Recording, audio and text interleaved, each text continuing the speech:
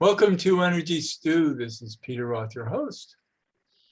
And I'd like to ask you, how do you get along with money? Don't you just love it? Doesn't it love you? Let's find out more how to get along with money better by speaking with the two authors of a wonderful book called Money is an Energy Game. And we want to play that energy game right. So I'm so happy to have with us Margaret, who is known as Peg Donahue, and Madeline Gerwick. Welcome to Energy Stew. Thank you, Peter. It's really a pleasure to be here. I'm glad. So how do we play with money as energy to perform the way we want it to perform? And your book, you have a big book full of all kinds of great clues or suggestions, and I'm sure we can work on many levels. Where would you like to start? Well, I would say, go ahead, Madeline. Oh, well, I was going to say, everything we do has a certain energy to it. And money loves high energy. It loves positive energy. And so when you're putting out something negative on social media, or you're stressed out about traffic, or you're in some kind of quandary because maybe you don't have enough money to pay a particular bill, you're actually sending out a vibration to the universe to say, don't send it to me. So one of the things we want to do is to keep ourselves in the most positive energy possible and to trust that the universe is there to support us at all times. I agree with the language that we need to have. I'm somebody who has always worried a lot. You're talking to a couple of Virgos. Right. So, it's a natural tendency. right. And I'm married to a woman who is born to play the two of clubs, and you understand cards. And the two of clubs is the mind. It's highly interactive, but it wants to really speak properly. And she's always on my case that I worry too much. She says, I don't know, how come you're so successful when you worry so much? So that's a good question. And I think a lot of it has to do with intention. You can worry all you want, but if you have a very positive intention, and I believe in hope, and I think hope is a good thing to invest in. Well, and everybody has things that they do very well and things that they don't do so well. And so it has a certain balance to it. Most of us are not impoverished. We might feel like we want a little more, but right. We're doing some of it right. We're always right. In fact, years ago, there was a sociological study where they looked at people in a number of different socioeconomic categories, and everybody, it worked out, felt that they would feel better if they had 15% more than they currently had, whether they were very poor or very wealthy. It all worked out to, on average, about 15% more. And that's modest. It's not like 500% more. That's right. It's very modest. And so part of it, when I was thinking, when you were saying you worry, what came up in my mind is beliefs, what your beliefs are, and also what feelings you're holding, say, towards money, or anyone's holding towards money, because we hold those in ourselves. And so one of the practices that we provide in the book is an emotional freedom and healing release, to let go of deeply held beliefs that money is hard to come by, or you have to work hard to get money, or you'll never have enough, or the worry about it. Yeah, there are a lot of negative words, and I see that in clients a lot, and I try to reframe their so that's a good practice, is to reframe it.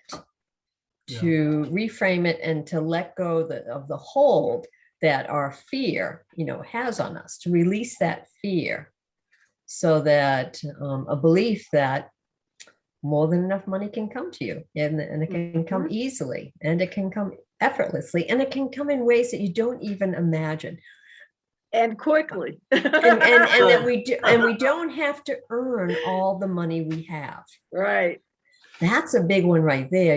We think, oftentimes that we have to go and earn everything, but no, you don't have to earn everything. It can come to you in amazing ways. Yeah, absolutely. Yeah, Peg picked up $30 in the woods. I did. I was returning from a walk, and it was around Easter, and I looked, and my daughter was with me, and I looked, and there was a $20 bill, and I looked at a little more, and there was a $10 bill, and then there was a $5, and then there were a couple of ones. I was like, oh my gosh. Wow. So I picked it up, I tucked it in my pocket. I didn't touch it for several days, thinking, well, if I heard anything, from anybody that people, had lost some money around town, then I would, hand it over, but didn't hear anything. So it became mine. One time I had some hundreds of dollars in my pocket. I was getting into the subway, and I somehow reaching into my pocket, I accidentally pulled them out, and they ended up back on the platform. Oh dear. And I was in the train going somewhere, and it was like, okay, the money is gone. But just to think of what it did for somebody. Oh, I know. That's money falling from the sky. So you made several people's day that right. I was that happy time. about that. Yes. So did you beat yourself up over it? Were of you, course, upset over it? It's all right, because I pictured the people who got it and how happy they were. Yes, and that's the bigger picture there is to let it go. I don't know if you're familiar with the human design system. I am. Yeah. But it has 6 different prosperity traits that you can be born to. And it's fascinating because everybody's born to one or the other. And 2 of those traits, one is called solid and the other is called independent. And so I think those are people who really don't have to struggle so much in their lives. But another one is called investing. Yeah. And I have a son who has that, and he loves to invest, and he does. It's amazing. And then another one is called accumulation. So if you have that, you're bound to accumulate. Nice. I'm going to have to go back and check mine. I know I'm a manifesting generator. I remember that. Good. Yeah, that's powerful. And so, but I'll have to go back and double check these traits. There's another one called steering. So people, they're born to steer money around. And so they'll have it, they'll be steering it. And then mine is, I was disappointed because I wasn't one of those more, solid. But I'm not. But mine is generosity. Oh, that's awesome. Yeah, well, generosity. really and look at that in the money flying away from you. Yes, right. But, I'm always looking out for my clients. Right. I tell them, "Oh, you're spending too much money on me." Really, if they save their pennies to hire me and then they pay me more than I would think they could, I always give them back their money. There's generosity right there. But also when you do that, money will come back to you. Right. When you're generous with others, the generosity is returned, in kind. It really, really is. Yeah, I've had a good life. And that's the way to look at it all of this is energy. Here we are in the energy stew. Right. It's all energy, and money's just a form of energy. Just a form, yeah. And so as Madeline said earlier, keeping a high vibration around it is really, really important. Right. And what happened when I got my human design done was I had philanthropy as my special talent.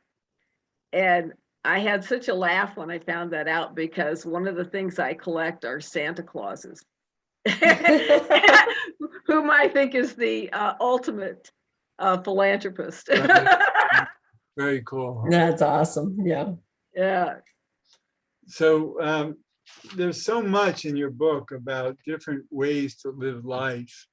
I love the high energy part. It's like, you know, the guy Hawkins who wrote Power versus Force. Right. Right. And you can't force money, but you're going to have Right. the power to attract it. Kind of like having a cat.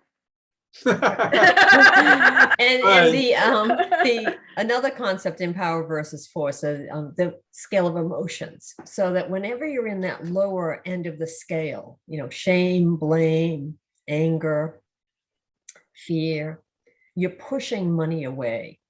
So what we Right. suggest is come up to the neutral level, come up to trust, and Mhm. just suspend disbelief and put it out there that, you know, maybe money will, you know, become easier for me. You know, it'll come in easier. It'll be easier to attract.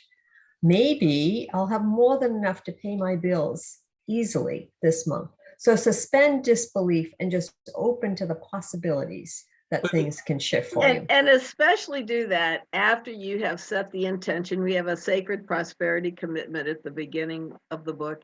And then after doing the release that Peg does, the emotional freedom and release, healing release. So those two things right there can really open things up and put you on the path to a much greater amount of material wealth coming into you much more easily. Mhm. Because you will have unblocked a lot. You've set an intention, you will have unblocked a lot of negative emotions that may be holding you back. Sure. I learned a lot about that years ago when I had a photo studio downtown in my 20s. But I had an argument with my landlord and I was in a dark state and I got onto the subway to come home and some guy just targeted me for harassment. Yeah. And I knew, and he wanted to, you know, for some reason wanted to beat me up. And I didn't, not that I did anything that needed that. No one needs that. But Right. I knew right away that my energy was dark. And Yeah. Mhm. identified. Yeah. Mhm. And then, you know, it follows the pattern of like attracts like. So Right. when we're down in the dumps, you're going to attract down in the dump experiences. Right. And so I know if my energy gets off kilter, the best thing for me to do is to get a good night's sleep. Just go to bed early, get a good night's sleep. And then the next day I'll often, you know, reflect back and say, how did I ever feel that way? You know, because everything has shifted. There's a Right, whole right. difference in mood. Yeah. And Like a reset. It is a reset. So Yeah. that's, I know that's my pattern. It doesn't Yeah. happen very often, but if, you know, something happens and I get completely off kilter, you know, just go to bed and I'll Mhm. wake up in a different state. But to Mhm. know that a reset is possible is very Oh, important. absolutely. And so- Absolutely. And so Yes. that's an important message for everybody to hear, that resets are possible. Everything is possible. Yes. So, yeah. And And your book resets has are, lots of ways to reset yourself. yes. Yes. Yes. Well, we think that there's something there for everyone. We offer over 100 tools, tips, and techniques. And so there's a good variety. And there's a lot of different things that are not typically talked about, such as getting enough sleep impacts your prosperity. Eating foods that energize you impacts your prosperity. Moving, exercise, that kind of energy impacts your prosperity. Your Right. conversations that you have with other people, the spiritual practices that you use, and how you feel after you have maybe watched television or a Right. movie or something. All of these different pieces are impacting your prosperity. We don't think about those things, but they're very important to what's going on in your bank account. Right. And also to tune into the stories that you grew up with. What Right. did your parents say? What did your grandparents say? What were the stories about money? And although, do you hold those now? And Mhm. if you do, you can let them go. You can change them. You can let go of the hold that your ancestral When genealogy has on you. Yeah. I was young, when I was young, my father died. I was Mhm. Oh, sorry to hear and that. my mother remarried a man who was in the Jewish mafia, and he was the bag man. And when I go to his house, there'd be all these congressmen and judges and all kinds of people who were on the take, and he was the guy who had tons of cash. Wow. Oh my God. Wow, what a legacy to go into. Wow. That was strange. Yes, it must have been quite a learning experience also. Yeah, I wasn't happy about it, but it certainly was enlightening. Also lessons in what's real and What's really going on. Wow. One thing I want to talk about that has worked for me in my life is writing a list of goals for the distant future Yes. that I would put away, 5 years from now, 10 years from now. And I always found that I'd look at it 5, 10 years later, it would be put away. I wouldn't be nursing it, Right. And I look and go, oh my God, these things happen. And isn't that awesome? And so when I do feng shui consultations, I always ask people for their, what are your top 3 wishes? And so one time I met with a client, it must have been about 18 months later after a consultation. And she said, that day you came to my house, you asked me to write down three wishes or 3 dreams, 3, circumstances that, I wanted. And I wrote down 3 outlandish things. And, she said, and I found that piece of paper a few days ago. Every one of them happened. Well, and one of our tools in the book suggests something very similar. If you can use a God jar or a God vase, whatever you want to call it, right, and put those items in there and then allow them to happen. And there's a lot to allowing. That's really the big trust factor that a lot of people stumble over, is not trusting. You wouldn't even write a list unless you were trusting that it was worthwhile. Right. That's right. And I have used the God jar for years and years. Many years ago, I put just an affirmation in there that my parents, if they would live out the rest of their lives in safety and comfort and, financial security and all that. I had no idea how it would happen. In the back of my head, I thought that perhaps myself and one of my brothers, I'm from a family of 9, that we would, maybe end up paying for them in assisted living. And then it was my husband who came up with the solution just out of nowhere. He said, and it was another sister who ended up becoming their caretaker. And it happened over 8 years. So they never went to assisted living, and their wish really was to be at home. And they did. They lived out their years in happiness and safety and security. And it was really nice and comfortable. But it wasn't in my mind or in my head at the time. I had to just, put it out there that, the essence of what I wanted. That's the point. And then when I teach human design, I say that if you're a generator or a manifesting generator, that your job in life is to use your second chakra, the sacrum, which drives your motor. That's your motor. Uh-huh. And all of us generators or manifesting generators, we think that we make life work by stirring the pot. So we are stirring and throwing everything in the pot.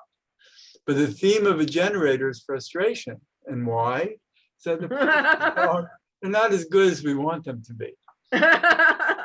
But what I tell people is that stirring the pot makes you a manifester, but indirect.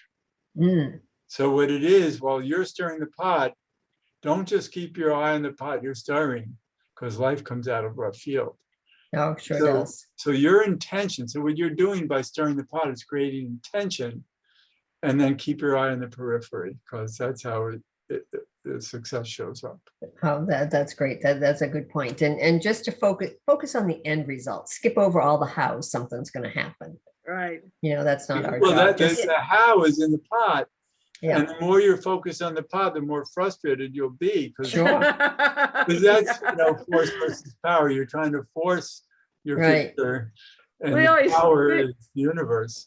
We always tell people that they should have it's the what that's their job. The intention is their job, Yes. and the how is the universe's job. Exactly. That's right. And so let go of the how and just focus on the what. And also give thanks in advance that it's already happened. And that can be a Right. challenging concept for people to grab onto, thinking that or holding on to, you have it when you don't have it. But it's out there, it's in the field all around us. And to me, that comes from recognizing your gratitude list. yes, Mhm. yes, If which you is stay aware of that, you see how blessed you've been in life. that's right. Mhm. And Mhm. so in the book, I included my daily focus sheet. And so this is a to-do list that I came up with years ago that I use. So it has room on there for, I have today I am, and then I have 1 to 9. So things I'm going to do. And then that's in the left column. On the right column is I thank the universe for. So you can just write series of statements of what you're in gratitude for. At the very bottom, I also have another room for 6 more statements I genuinely appreciate. And so those are more gratitudes. Mhm. And Great. because I have found that the more that we express gratitude, it just happens, whatever, you'll think of something and the next thing, it'll be a phone call. It'll be right there. That raises your Yes. frequency. That's the whole thing. Yes, Right. yes, that's our job. Our job is to be in joy every day, to keep raising our own frequency, because that's the way you're helping yourself and you're helping others, Yeah. is to find something to be happy about every day. I love that. And yeah. So your book is Money is an Energy Game, and it's so packed full of ideas, because, or then again, people can just play the recording of the show 10 or 20 times. And keep raising their frequency. And having your book on hand is a lot easier. Absolutely, absolutely.